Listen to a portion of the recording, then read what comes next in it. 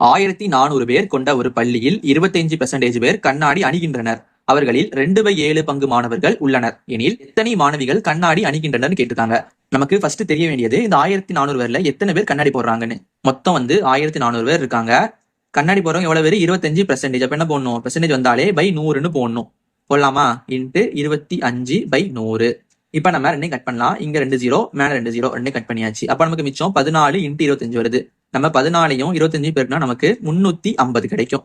அப்ப நம்ம கண்ணாடி போடுறவங்க மொத்தம் 350 பேர் கண்ணாடி போடுறாங்க. அதுல மாணவர்கள் எண்ணிக்கை 2/7 பங்கு. அப்ப என்ன பண்ணலாம்? 350 × 2/7. இப்ப கட் பண்ணலாமா? ஒரே 7 ஐயெல்லாம் 35 மிச்சிங்க 0 இருக்கு. அப்ப நமக்கு 50 × 2 கிடைக்கும். 50 2 நமக்கு 100 கிடைக்கும். அப்ப நமக்கு மாணவர்கள் 100 பேர் கண்ணாடி போடுறாங்க.